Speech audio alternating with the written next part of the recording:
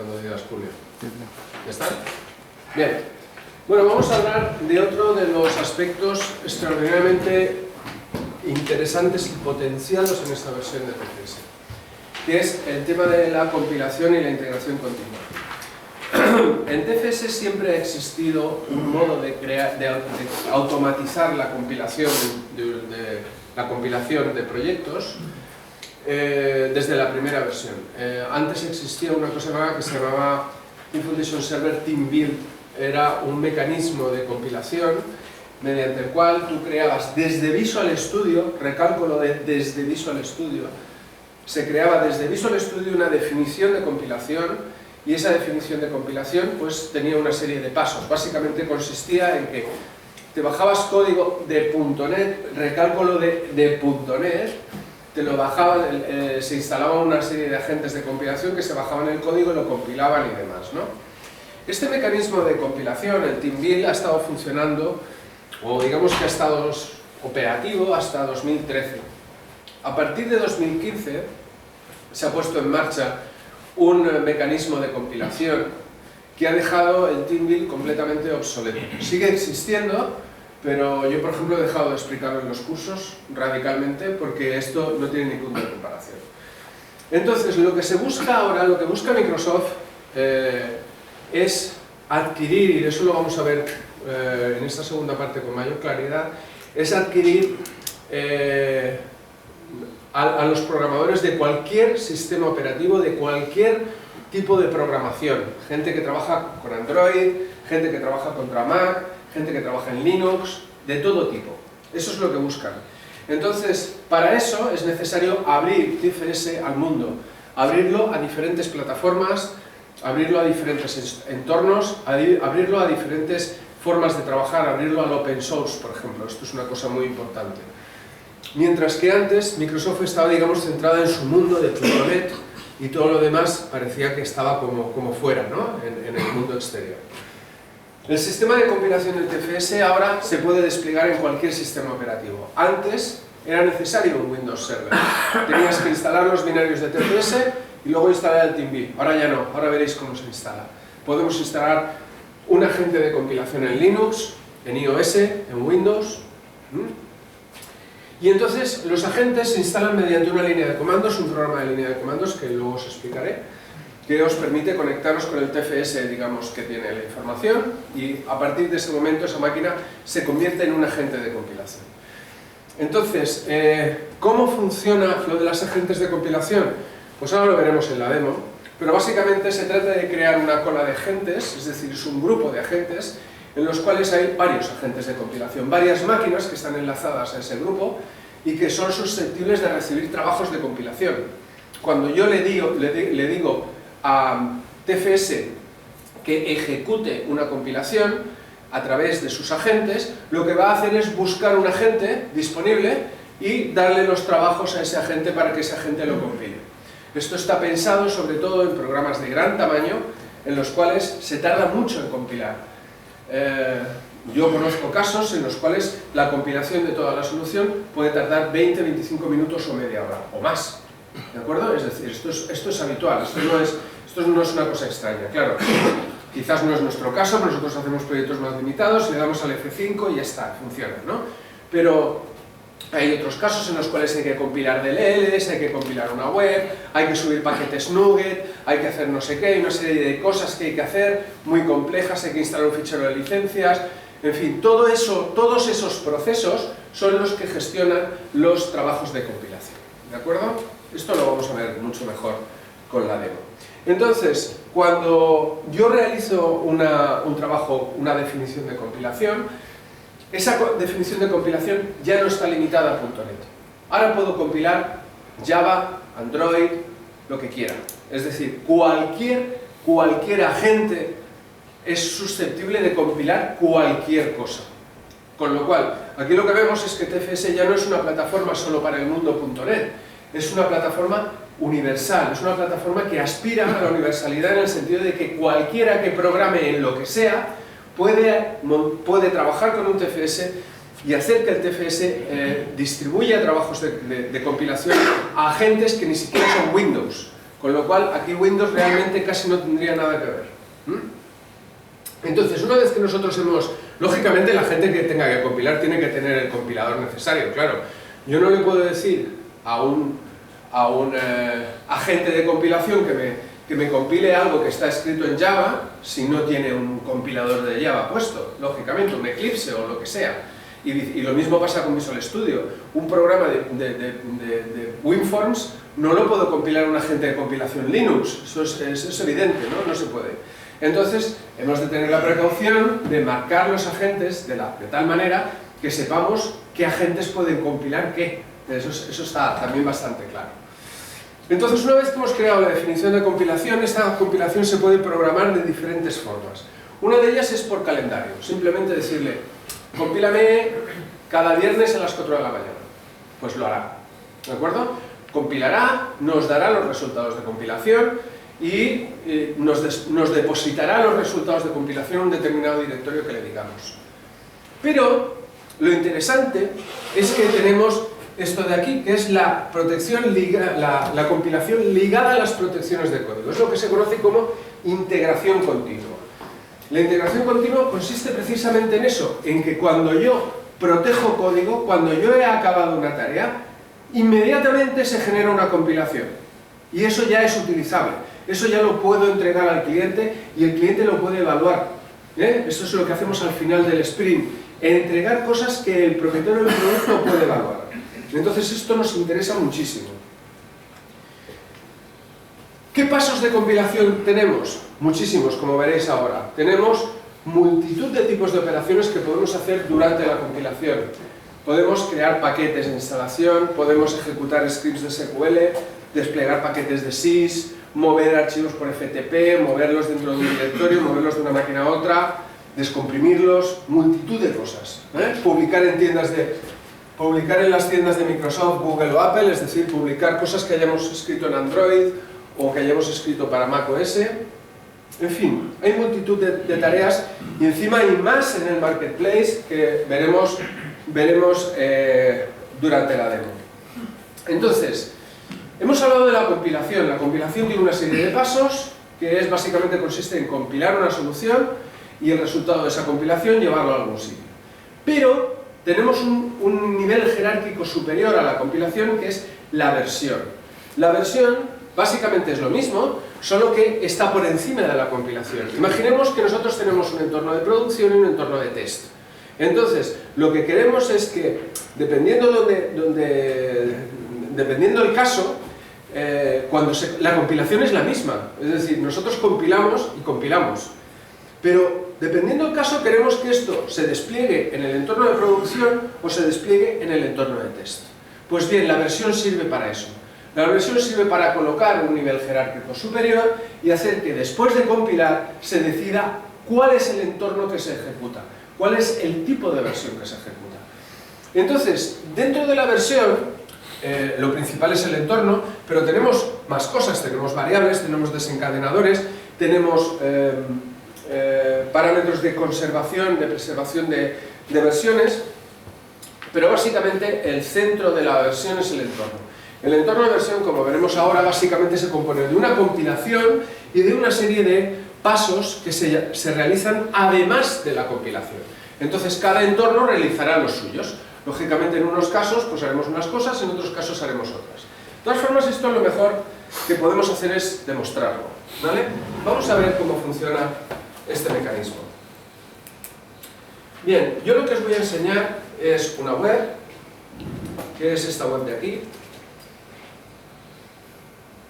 Vamos a verla, esto está aquí, esto está aquí, madre de Dios, esto está, a ver si lo encuentro, Certia, Workshop, aquí.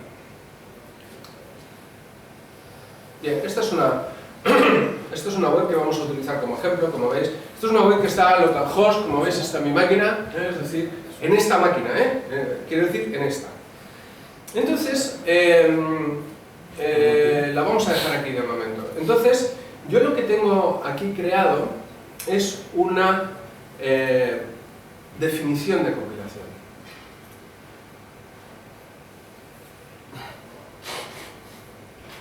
vamos a ver las definiciones de compilación que hay aquí. Bien. Aquí tengo esta definición de compilación, pero lo que voy a hacer va a ser intentar amagar con crear una nueva, aunque no la vaya a crear, para que veáis cómo se crea una definición de compilación. Cuando creo una definición de compilación, lo primero que digo es qué tipo de plantilla voy a utilizar. Puedo utilizar una plantilla para hacer aplicaciones universales de Windows, de Visual Studio, de Xamarin, vacías, etc.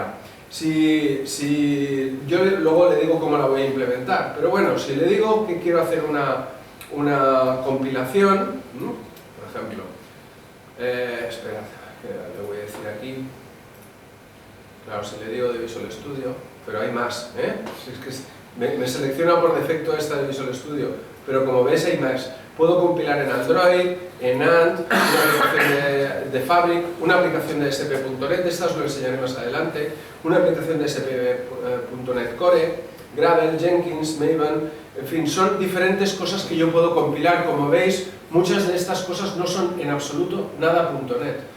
Si yo creo una definición de .NET a partir de Visual Studio, le puedo decir, lo primero que le tengo que decir es qué repositorio voy a utilizar para el control de código fuente. Y fijaos que aquí ya no estoy limitado a un repositorio de TFS. En este caso es un repositorio Git. Es un repositorio Git que está aquí en TFS, como luego veremos. Pero yo podría utilizar un repositorio Git remoto o incluso un repositorio de Subversion, que os lo recuerdo es la competencia directa de TFS. Es un sistema muy utilizado de control de código fuente y es la competencia directa de TFS. Pues bien, TFS se integra con su competencia. Entonces, desde aquí le puedo decir cuál es la rama que puedo utilizar para compilar. Esto si el motor si este repositorio fuera TFVC, pues veríamos cosas distintas, ¿no? Pero como es Git, esto es lo que vemos. Y fijaos que aquí vemos una cola de agente. Veis que tengo 3 colas de agente. Entonces, ahora veremos cómo es la cola de agente. Bien, una vez que yo he creado la definición de compilación, yo puedo editarla. Aquí tenéis, por ejemplo, esta definición de compilación. Voy a editarla, esta de aquí. Y esta compilación tiene 3 pasos. En el primer paso, lo que hace es que me actualiza los paquetes NuGet. Es decir, se bajan los paquetes NuGet que necesite. En este caso, pues, se bajará los paquetes NuGet del Entity Framework, ya que esto está hecho con Entity Framework, y los instalará, o los que tenga. Luego compilará propiamente dicho. Entonces, vamos a ver esta compilación, cómo se hace. Fijaos, aquí tengo la forma que hace de compilar. Es decir, esto lo que está haciendo, básicamente, os lo explico, es una llamada al MSBuild. El MSBuild es el compilador de .NET. Entonces aquí yo lo que le estoy diciendo es que va a compilar esta solución de aquí, todo lo que haya dentro de esta solución lo va a compilar, y las opciones de compilación sea deploy on build, es decir, va a hacer un despliegue, el tipo de despliegue es web publish, el tipo de publicación es file system, le voy a decir que borre todos los ficheros existentes y la publicación la va a realizar en un sitio que se llama deploy. ¿Vale? Aquí está. Fijaos, la publicación lo va a hacer en $big artifacts staging directory y luego explicaremos qué es esto, /deploy. Bien, esto es un directorio en el cual el agente de compilación se va a bajar el código a su directorio de trabajo, lo va a compilar y lo va a colocar en el directorio de deploy. Disculpa, sí. ¿esa línea de argumentos sí. la coloca automáticamente? No, esta concretamente la he tenido que colocar yo. Esto no es tan sencillo. El MSBuild es una herramienta, no sé si la habéis trabajado alguna vez, pero el compilador de .NET es muy complejo, puedes hacer realmente virguerías con ese compilador, pero hay que saber manejarlo. Tiene un montón de opciones de línea de comandos, es un programa de línea de comandos y tiene un montón de opciones. Y se puede hacer muchas cosas importantes. Pero esto, por ejemplo, esto sí que me lo puso porque yo escogí el tipo de compilación, le dije que iba a compilar un programa de SP.NET y me puso algo parecido a esto, lo que pasa es que yo lo retoqué, eso sí que es cierto, es decir, mitad y mitad, parte me lo puso él, pero parte lo tuve que escribir yo, ¿de acuerdo? Bueno, aquí podéis escoger la plataforma, la configuración y demás. Lo interesante es que también podéis escoger la versión de Visual Studio. Claro, donde yo voy a compilar está esta versión de Visual Studio. Bien, además de esto, yo lo que hago es añadir un paso de compilación aquí, que es un paso de despliegue, que lo que le digo es que todo lo que está en el directorio deploy me lo pase al directorio C, inetpub, web-root, workshop 2017. ¿De acuerdo? Entonces, lo que hace básicamente esto es publicar lo que yo he compilado, ni más ni menos, me lo pone en la web. ¿Pero qué más pasos hay? Pues tengo multitud de pasos. Por ejemplo, estos son los pasos de compilación que ya los habíamos visto, compilar Android, crear firmas, en fin, cosas que yo no sé lo que es, porque Grunt no sé lo que es exactamente. Gulp sí es algo relacionado con Node.js, pero tampoco lo tengo claro. La publicación de símbolos, esto sí que más o menos sé lo que es. Pero luego tenéis pasos de utilidad. Por ejemplo, archivar ficheros utilizando zip, cargar por FTP, que veréis un ejemplo más adelante, cargar con CURL, copiar archivos, que es esto que acabáis de ver, yo que sé, extraer archivos, colocar una licencia de Xamarin, ejecutar un script de PowerShell, en fin. Pero luego además podéis hacer más cosas, como por ejemplo ejecutar pruebas unitarias, pruebas funcionales, pruebas de cargas basadas en la nube, pruebas de Visual Studio, pruebas de resultados de cobertura de código, etc. O hacer empaquetaciones, instalar con paquetes NuGet, publicar paquetes NuGet, en fin. Y luego paquetes de implementación, implementar en Azure, copiar archivos en equipos Windows, en fin. Hay multitud de paquetes y además fijaos que aquí pone, no ve lo que necesita, consulte Marketplace. Efectivamente, si te vas al Marketplace, lo que vamos a ver es que hay multitud de extensiones relacionadas con diferentes áreas de TFS.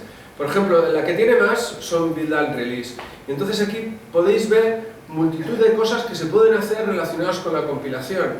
Pues integración con MyGet, en fin, deployment en un IIS, tareas de diagnóstico, en fin. Todas estas, la inmensa mayor parte, como veis, son gratuitas. Muchas de ellas están hechas por Microsoft o por gente que trabaja con Microsoft.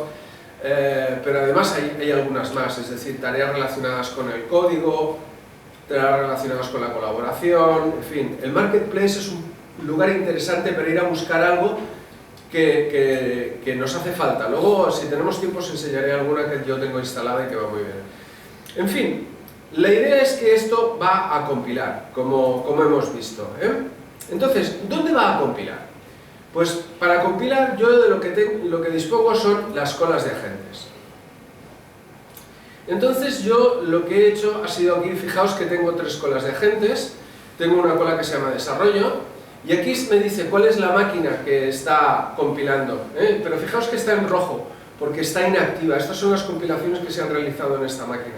Luego tengo otra máquina que se llama VServer 01, esto es un cliente, esto es una aplicación viva que estoy haciendo para un cliente, esto es una máquina que tengo en la nube de Athens, concretamente, es un servidor Windows Server 2008 R2, sin más cosa, que tiene dentro un Visual Studio 2013 y que además he instalado un agente de compilación.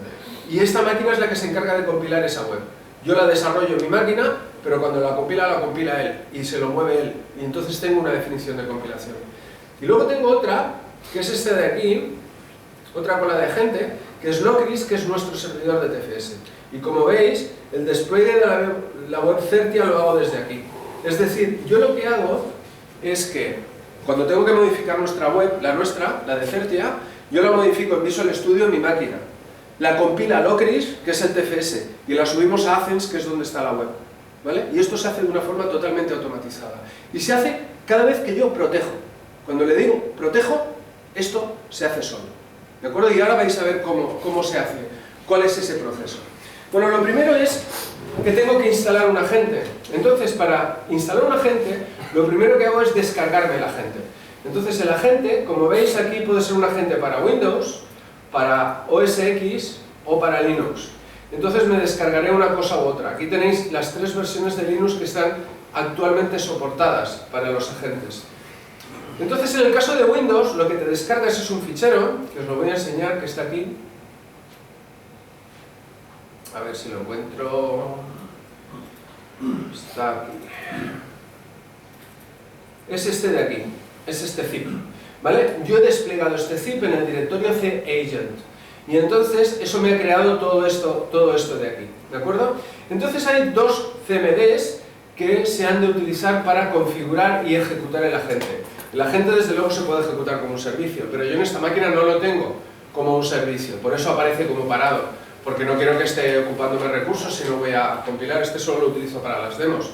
Entonces lo que voy a hacer va a ser abrir un script de PowerShell que tengo aquí y que lo vamos a poner aquí al lado, ¿vale? Y entonces voy a hacer esto de aquí. Voy a seleccionar el agente de desarrollo que, como veis, está de color rojo, y mientras lo vemos de color rojo, ¿dónde está mi script de PowerShell? A ver si lo veo. Aquí, ¿vale? Lo que voy a hacer va a ser cambiar al directorio cagent, ¿vale? Y voy a ejecutar esto de aquí. Bueno, antes de ejecutar esto, he ejecutado este, que ahora no lo voy a ejecutar porque me dará error. Cuando ejecutas este de aquí, lo que te va saliendo aquí es una serie de preguntas. Entonces te pregunta a qué servidor de TFS te quieres conectar, le dices http, esto va por http, no sé qué, te pide unas credenciales, se las das, le dices cómo se va a conectar, le dices cómo se va a conectar, le dices a qué colección de proyectos se va a conectar, en fin, le das una serie de información y por último te preguntas si eso lo quieres ejecutar como un servicio o no. Yo en mi caso le dije que no, pero en el caso de Locris y en el caso de la máquina del cliente le dije que sí. Y entonces te pregunta las credenciales bajo las cuales se va a ejecutar ese servicio. ¿De acuerdo? Eso es todo. Y una vez que está eso en marcha, pues está en marcha. Entonces, como yo no lo tengo ejecutado como servicio, sino que lo ejecuto interactivamente, lo que voy a hacer va a ser ejecutar esto. Y está ejecutando,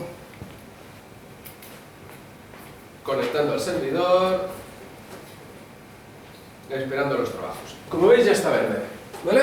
Ya está verde. Fijaos que quiero dejar muy claro que esto está pasando aquí, pero esto está pasando en la máquina que tenemos en la oficina, ¿de acuerdo? Esto es nuestro servidor de TFS. Bien, ¿qué es lo que va a pasar ahora? Lo que va a pasar ahora es que yo voy a provocar un cambio, ¿Por qué? Porque si miro la definición de compilación, que os he enseñado antes,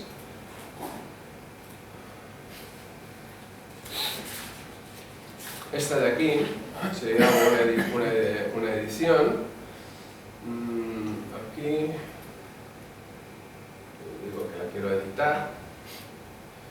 Veréis que esta definición de compilación tiene un desencadenador, y es que está activada la integración continua. Esto significa que cada vez que yo haga un cambio y que haga un push de un cambio, en este caso es un push, si no sería una protección, pero como es un repositorio Git, pues se trata de un push. Cuando yo hago un push en esta rama de aquí, en la rama cambio 2, se va a generar una compilación. Se va a generar, no una compilación, se va a generar esta compilación. Y esta compilación va a hacer todo eso que hemos visto, actualizar los paquetes, NuGet y demás. ¿De acuerdo? Eso es lo que va a hacer. Entonces, voy a provocar ese cambio. Voy a provocar ese cambio, luego veremos este código, ahora no tiene mucha relevancia, pero vamos a provocar un código, vamos a provocar este cambio. Me voy a ir a la rama 2, a la rama cambio 2, que es esta de aquí. Esta es la rama cambio 2.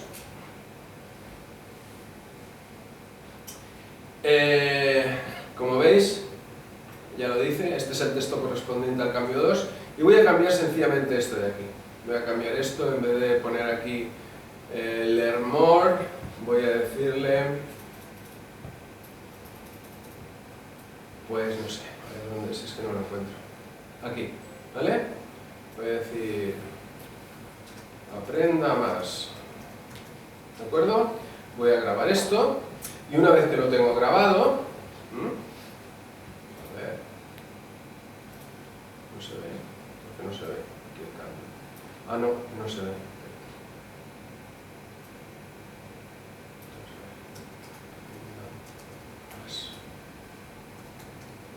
Esto.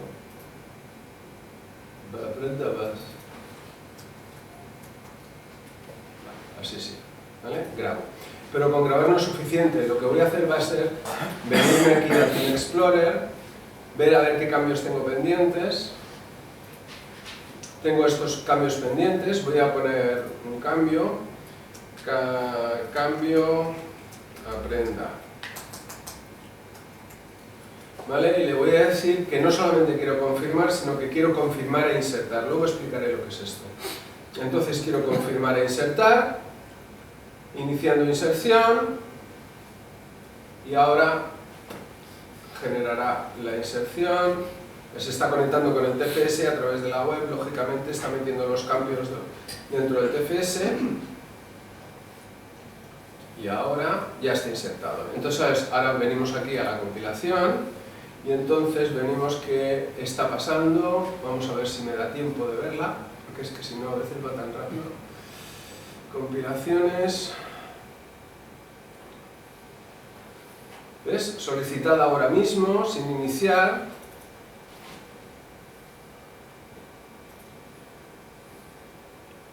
Bueno, a ver si lo veo aquí, a ver si nos da tiempo de verla. Sin iniciar, cambio aprenda, ¿ves? Desencadenada por, a ver si me da tiempo de verla. Sí, aquí está. Esperando la salida de consola de un agente, está ejecutando los paquetes NuGet, bueno, ahora se está bajando todo esto. Todas estas cosas están pasando en esta máquina, no están pasando en el TFS, están pasando en esta máquina le está dando la información al TFS y el TFS me la enseña en la consola del programa. Como veis, esto está ejecutando el trabajo de compilación completado con resultados succeeded. Bueno, porque eso ya lo ha hecho, pero está haciendo todos estos trabajos, me está diciendo lo que está haciendo, copiando los ficheros de deploy, etc. Ahora os enseñaré dónde está ese directorio de deploy. Y el resultado final es que si yo me voy a la home page y actualizo F5,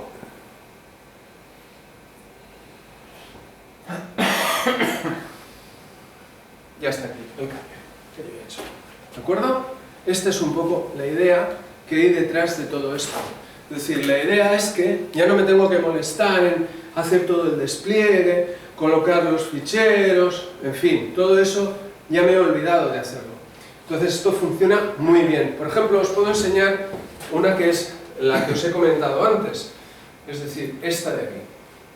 Yo me vengo a nuestra colección de proyectos y en esta colección de proyectos podemos ver que en la compilación, esto es nuestra web, nuestra web está también por supuesto en el TFS, como no puede ser de otra forma, y entonces fijaos, aquí tengo esta de aquí, esta definición de compilación que voy a editar. Entonces, en esta compilación, fijaos que yo lo que tengo después de compilar es un despliegue por FTP. Entonces, por FTP lo tengo enlazado con una cosa que es un punto de conexión de servicio. ¿Qué es un punto de conexión de servicio? Pues es esto de aquí. Me vengo a los enlaces de servicio y yo desde aquí, perdón, sí, es esto. Esto es aquí, servicios. Aquí. Entonces tengo aquí uno que es el FTP Athens, que básicamente es una entrada a nuestro directorio de exportación en Athens. Pero yo podría crear un nuevo punto de conexión de servicio con Azure, con Chef, genérico, en este caso es un genérico, con Git, con GitHub, con Jenkins, en fin, con Subversion, etc. Es decir, yo lo que hago aquí es crear un punto de conexión de servicio y luego si tengo que subir ficheros o tengo que realizar algún tipo de operación, puedo referenciar este punto de enlace de servicio desde el paso de compilación. Es decir, son cosas que podemos hacer, ¿de acuerdo?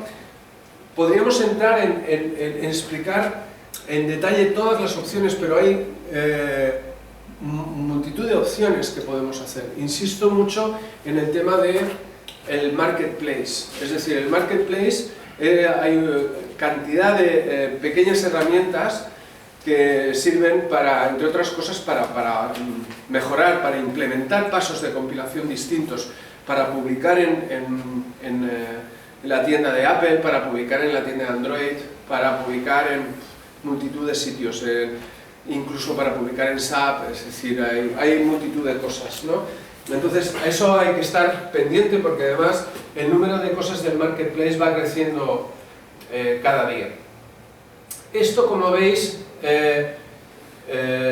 ya es muy potente, pero si además de esto utilizo, vamos a volver a donde estábamos antes, si además de esto utilizo las versiones, entonces en las versiones tengo ya muchísima más potencia, porque en las versiones lo que puedo hacer es crear una definición de versión. Entonces en esta definición de versión lo primero que puedo hacer es crear una definición vacía. Entonces lo primero que me pide es una compilación.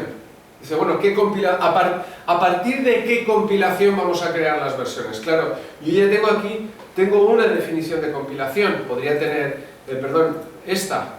podría tener más de una, puedo tener todas las definiciones de compilación que quiera y yo aquí escogería una, ¿no?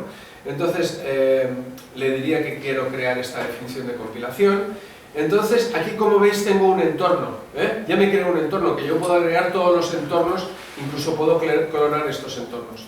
Entonces, dentro del entorno tengo tareas que son las mismas que habéis visto antes, tareas de compilación, tareas de utilidad, tareas de prueba, tareas de empaquetamiento.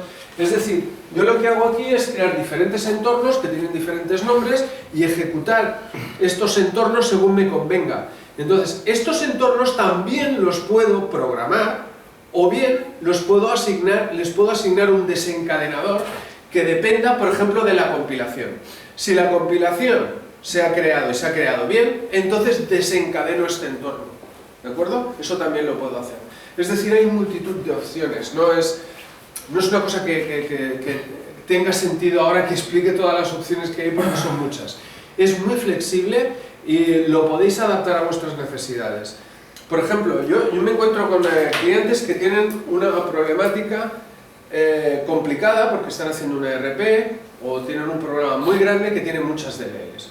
Entonces, cuando lo compilas, a veces lo compilas todo, pero otras veces no lo compilas todo. Compilas solamente unas cuantas DLLs, no todas.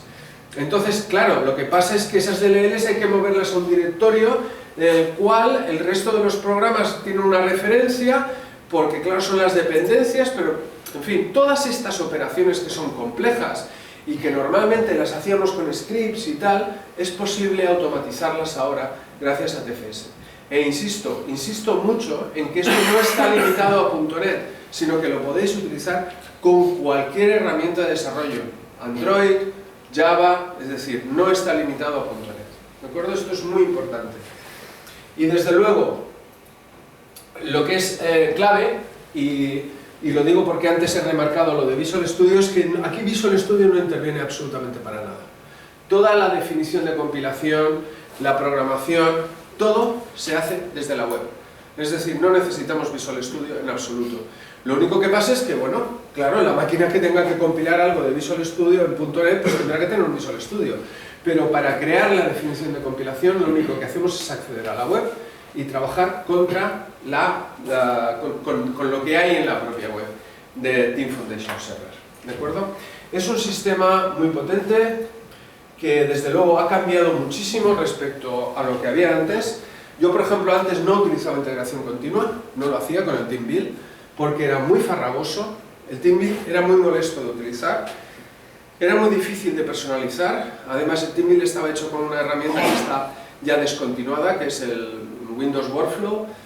Esta herramienta ya no se utiliza, bueno, Microsoft no la continúa, y era muy complicado de configurar. En cambio, desde que ha salido 2017, esto lo puse en marcha en un momento, no me costó prácticamente nada ponerlo en marcha y me está funcionando perfectamente. Es una cuestión de que ya no tengo que pensar en compilar. ¿Preguntas? Nosotros tenemos Continuous Integration con el workflow. Sí, ya lo sé, ya lo sé. Si migramos al 2017... Se pierde. No lo podéis utilizar. Es una pena, lo lamento, mira que lo he pensado, pero no podéis utilizarlo. Además, es una cosa que deberéis hacer, porque la diferencia es un coñazo. Es horrible, es horrible. Seguir el eso es... No, eso es horrible. Sí sé lo que es, sé lo que es. Es decir, sé lo que es y tengo aparte de vosotros, tengo algún otro cliente que lo usa, ¿no? Pero eso es espantoso. Porque era incomprensible, o sea, el sistema teóricamente tenía que ser un sistema muy fácil y es un sistema que nadie entendía cómo funcionaba. Y por eso Microsoft lo ha descontinuado, porque el workflow ese no tenía futuro. Esto es sencillísimo, esto es muy fácil de manejar. Simplemente hay que comprender dónde están las cosas.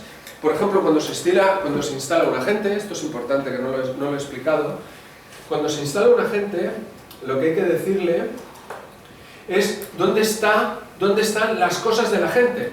Pues bien, yo le dije que creara un directorio que se llama Agent Workspace, y dentro de ese Agent Workspace hay un directorio que se llama 1, bueno, hay un directorio que se llama Source Root Mapping, y aquí está, como veis, no, aquí no, perdón, aquí en el 1, aquí hay un directorio que se llama S, que es donde está el código fuente. ¿Ves? Aquí, Web Workshop, aquí está el código fuente que se ha bajado. Y aquí lo ha compilado. ¿Y dónde lo ha depositado? Pues hay un directorio que se llama A, y dentro hay un directorio que se llama Deploy, y esto es el resultado de la compilación. Esto es el resultado de la compilación. Y luego, esa definición de compilación que os he enseñado antes, lo que hace es que coge todo esto y lo coloca en C, init, pub, web, root, etcétera, etcétera. ¿De acuerdo? Lo mueve él solito. Yo ya no tengo que pensar en nada más. Además, hay una cosa que también es importante, que es la directiva de retención de compilaciones. Nosotros le podemos decir que retenga un determinado número de compilaciones, por ejemplo las 10 últimas, si han sido exitosas. Con lo cual, en todo momento podríamos ejecutar una compilación anterior y él se bajaría el código correspondiente, la compilaría y la podríamos recuperar. Es decir, son cosas que no voy a explicar ahora, pero que le dan mucha potencia y mucha flexibilidad a este producto. ¿De acuerdo? ¿Tenéis alguna pregunta sobre este tema? ¿Alguna duda? ¿No? Bien, yo os recomiendo que consideréis la posibilidad de utilizarlo porque es realmente brillante, es una solución muy buena. Bien, vamos a cerrar un poco el círculo hablando un poco de la relación que hay ahora entre Visual Studio y Git. Como sabéis, Git es un sistema de control de versiones, que es un sistema muy utilizado, sobre todo en el mundo del open source, en el mundo de la gente que trabaja de forma totalmente distribuida. Yo os he ofrecido aquí este cuadro sinóptico que lo que hace es comparar los diferentes motores de control de versiones que hay disponibles ahora en TFS. El que hemos tenido disponible hasta TFS 2015, sin el Update 3, TFS 2015, era TFVC, el motor, digamos, el motor convencional de Team Foundation Server, un motor muy similar a Visual Source Safe, es decir, un sistema en el cual el código fuente está centralizado en el servidor, y de hecho el repositorio está centralizado en el servidor. Es decir, todo el repositorio, todas las acciones que se realizan con el código están centralizadas en el SQL Server, en el repositorio central. Sin embargo, teníamos dos formas de trabajar con el TFVC. Utilizando espacios de trabajo en el servidor o utilizando espacios de trabajo locales. Básicamente la diferencia está en que si utilizamos espacios de trabajo del servidor y además le decimos al proyecto que no admite desprotecciones múltiples, pues entonces el bloqueo es exclusivo. Cuando hacemos check-in, check-out de un fichero, ese fichero queda bloqueado y nadie lo puede utilizar. Y además eso requiere trabajar permanentemente con una conexión al servidor. Eso es en el caso de que utilicemos espacios de trabajo en el servidor. Si utilizamos espacios de trabajo locales, podemos trabajar desconectados. Entonces, podemos hacer un checkout de un fichero y si están habilitadas las desprotecciones múltiples, otro usuario podrá hacer un un checkout. Y si no lo están, siempre el TFS te dará la opción de decir, bueno, el fichero está cogido por otro, pero si quieres te lo puedes desbloquear en local. Entonces de alguna forma trabajas en local y luego cuando vas a subir el fichero, si hay conflictos, pues hay que dirimirlos, ¿no? Hay que resolver esos conflictos. Entonces el trabajo en espacios locales es parecido a Git, ¿eh? Es una cosa más ágil, ¿eh? En el sentido de que no requiere tanta presencia del servidor, no es tan necesario que el servidor esté ahí haciendo cosas. Pero ahora tenemos Git. Git, es decir, Microsoft ha hecho una implementación de Git que no es el Git de Microsoft. Esto lo repito porque ellos mismos se empeñan en decirlo una y otra vez. El Git que hay en TFS no es una implementación de Git de Microsoft, especial, particular de Microsoft. No, es Git, es un Git estándar, totalmente estándar. Un Git como el de GitHub, exactamente igual, funciona de la misma manera y se maneja con las mismas herramientas. Es decir, es un Git, es un repositorio Git.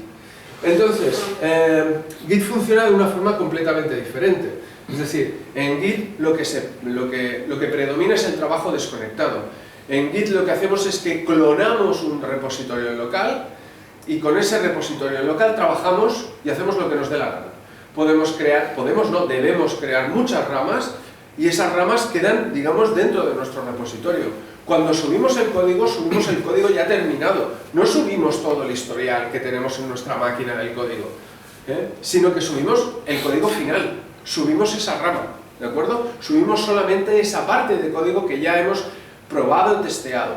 Y luego eso, si hay alguien que lo revisa, cosa que suele ser así, cuando pasa la revisión, lo que hacemos es hacemos una solicitud de inserción. Entonces, si esa solicitud se revisa y se acepta, pues entonces se compila mediante una integración continua y se crea una release, se crea una versión. Este es el funcionamiento de Git. Entonces, Git está más indicado, sobre todo, para proyectos muy modulares, proyectos muy pequeños. No, proyectos pequeños o grandes, pero que sean modulares. Es decir, yo me bajo una clase y trabajo con esa clase y luego la subo. O trabajo con una DLL pequeña y luego la subo. Es decir, es algo muy modular, muy concreto. En cambio, TFVC está más indicado para proyectos más empresariales, en los cuales todo el mundo está trabajando en las mismas oficinas. Git está más pensado para un entorno muy distribuido, ¿de acuerdo? En fin, son escenarios distintos que hay que considerar en cada caso. El funcionamiento de Git, los que hayáis trabajado vosotros, alguno de vosotros que ya haya trabajado con Git, esto no le va a venir de nuevo. Yo esto lo explico simplemente para la gente que seáis nuevos en Git, como yo mismo, porque yo siempre he trabajado con el otro sistema. De hecho, nosotros no utilizamos Git porque no es nuestro escenario, pero tiene su utilidad, como veréis ahora. Entonces, básicamente, ¿cómo funciona? Lo que hacemos es clonar el repositorio. Clonar el repositorio en local, y también clonamos el historial, si está publicado. El que no está publicado, el que tiene cada uno en su máquina, no se publica, lógicamente, y entonces ese no lo tenemos, no nos importa. Entonces, el usuario realiza cambios en local, mediante la creación de ramas. Es decir, Git está muy indicado a la creación de ramas de código, muy indicado. No así TFVC. TFVC, el tema de las ramas lo lleva mucho peor. Y luego explicaremos por qué. Entonces, la cuestión es que Git, cuando hace una rama, no es que tenga un código y luego lo copie, ¿vale? Y luego vaya marcando las diferencias entre el... No, es que no copia el código. Lo único que mantiene es una especie de hash, es un fichero comprimido que lo que te está diciendo es qué cambios se han producido entre una versión y otra. Eso es todo. Entonces, Git guarda esas imágenes y lo único que hacemos cuando cambiamos de rama es apuntar a una imagen u otra. Entonces no es necesario abrir un nuevo proyecto para abrir una rama de código. Esto lo veréis ahora mejor con el código. De todas formas, tampoco es el objetivo aquí de explicar todo el funcionamiento de Git en todo detalle. Sí que os doy esto. Bueno, por cierto, estas slides luego las publicaremos, os enviaremos las slides por correo electrónico, es decir, que tendréis toda esta información a vuestro alcance. Aquí tenéis una dirección de internet en la cual está una documentación oficial de cómo funciona Git, por si lo queréis estudiar. Entonces, lógicamente en Git hay un repositorio central, claro, el código tiene que unificarse en algún sitio. Entonces, ese repositorio central puede estar en TFS si lo utilizamos como repositorio de Git, o cualquier otro repositorio de Git como GitHub, ¿vale? Y ahí hay más, Entonces, la cuestión es que a partir de Visual Studio 2015, Update 2 y tal, es perfectamente posible trabajar con Visual Studio y GitHub o Git, ¿de acuerdo? Es decir, antes la integración solo se podía hacer con repositorios de tipo TFVC, ahora no, ahora podemos trabajar perfectamente con Git. Y además, sin ningún problema con GitHub, a partir del Update 2 le decimos que queremos conectarnos con un repositorio de GitHub, nos solicita las credenciales, le ponemos las credenciales y a partir de ahí podemos empezar a clonar repositorios y hacer inserciones y funciona de una forma totalmente transparente. Pero ¿qué pasa? La diferencia entre el Git de TFS y el Git normal de GitHub o de cualquier otro proveedor de Git es que GitHub o los proveedores que no son de TFS no saben nada de work items. No tenemos los work items, no tenemos la gestión de proyectos, solo tenemos el código fuente, nada más, ¿vale? Pero todo lo que es la gestión de proyecto lógicamente no está, y eso lo vais a ver ahora claramente en la demo, Y por otro lado, el web de control, lógicamente el web que administra el código, si estamos trabajando con GitHub, el repositorio central estará en GitHub, no en TFS, ¿de acuerdo? Por otro lado, funciona exactamente igual, configuramos un directorio local, que es donde vamos a clonar los repos, clonamos los repos y a partir de ahí podemos añadir nuevas soluciones a esos repos y subirlas y en fin, el trabajo es totalmente transparente. Lo que es importante en Git y lo que a mí me parece más destacable es cómo funciona el tema de las ramas. Las ramas en TFVC funcionan de una forma muy pesada, es decir, crear una rama de código en Team Foundation Server en el modo nativo significa prácticamente duplicar el código. Pero además de duplicar el código, se duplica el directorio de trabajo. Es decir, que si yo tengo varias ramas, tengo que tener un directorio de trabajo por cada rama. ¿De acuerdo? Y eso es muy complejo, porque si yo quiero cambiar de una rama a otra, tengo que abrir una solución distinta. O sea, son proyectos diferentes. Y esto es muy pesado. Pasar de una rama a otra es muy pesado. ¿Por qué? Pues porque, insisto, el código es distinto. El código es diferente. La forma que tiene de trabajar Team Foundation Server de forma nativa con las ramas es para hacer un uso limitado de las ramas, de la ramificación. Es decir, haz rama cuando tengas que hacer la rama, si no, no es conveniente hacerla porque sobrecarga todo. ¿De acuerdo? En cambio en Git, no.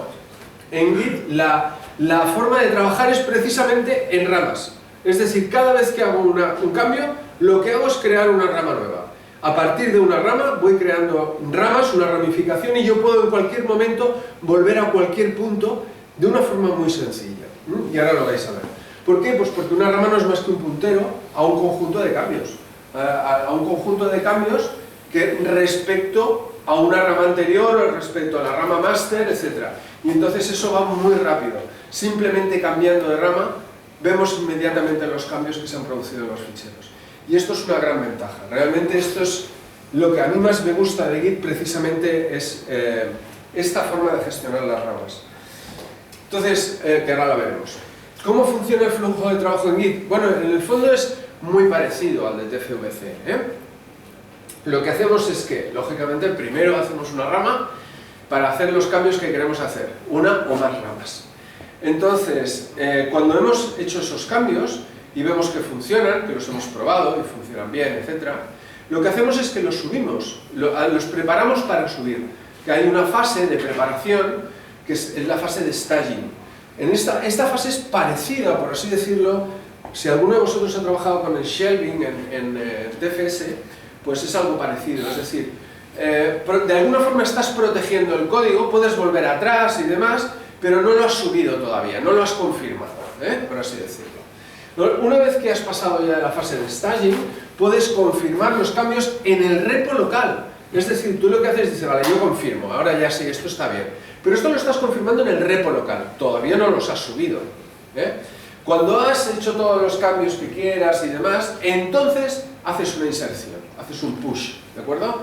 Bueno, es una solicitud de inserción de cambios, pero vamos, un push. Lo que haces es subir esos cambios al repo central. Esos cambios, por ejemplo, aquí no están asociados a una revisión de código, en el código que habéis visto que vais a ver ahora. Cuando yo subo los cambios al repo central, se suben y punto, porque no está configurado ese repo para que nadie revise los cambios.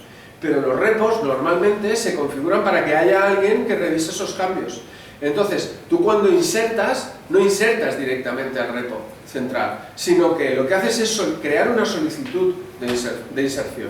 Y esa solicitud de inserción alguien se la revisa, alguien la compila, alguien la mira y la valida. Y cuando el revisor valida los cambios y todo funciona bien, entonces se pasan esos cambios al repo central y se procede con la integración continua, tal y como hemos visto antes. Entonces, como os he comentado, TFS ahora mismo es un repo de Git totalmente estándar. Es decir, cualquiera que trabaje con Eclipse o con cualquier otro entorno de desarrollo y quiera trabajar con Git, puede trabajar con un Git que esté dentro de TFS. Funciona con línea de comandos exactamente igual. Funciona con el Git Bash exactamente igual. Los ficheros de configuración son los mismos. Todo funciona lo mismo. Incluso hay una consola, hay una cosa que se llama Git for Windows, que básicamente es una consola Linux, es un cuadro Linux. Para la gente que está acostumbrada a trabajar con Linux, pues eso es un cuadro Linux, que está aquí. El Git Bash, ¿dónde está el Git Bash? Git Bash. Pues está por aquí. El Git Bash. No es más que una consola de Linux, ejecutándose dentro de Windows. Y desde aquí, la gente que está acostumbrada a trabajar contra Git con comandos, pues lo puede hacer porque funciona exactamente igual. También hay una ventana de comandos de Git, pero de PowerShell, o de Windows, el equivalente. Es decir, se puede utilizar por línea de comandos, es idéntico. La única ventaja que tiene respecto al Git de GitHub o de cualquier otro proveedor es que tenemos la integración con la gestión de proyecto. Es decir, con los work items, con el despliegue, con las compilaciones, con todo el ciclo de vida de ALM está integrado con Git. Lo único que tenemos que hacer es que si queremos utilizar Git, pues cuando creamos el proyecto de TFS, en vez de decirle que utilice el motor nativo de Team Foundation Server para el control de código fuente, que utilice Git. Eso es todo. Y a partir de ahí utilizará Git. Por lo que se refiere a Visual Studio, Visual Studio es un cliente también completo de GitHub, a partir de Team Foundation, de Visual Studio 2015 Update 2. Es un cliente completo, perfecto, funciona perfectamente, se puede coordinar con GitHub o con el Git de TFS como mejor os vaya. ¿De acuerdo? Entonces, cualquier cosa que tengamos que hacer con la configuración de GitHub, pues por ejemplo los exclude, no me acuerdo cómo se llamaban los ficheros estos para decirle que algunas cosas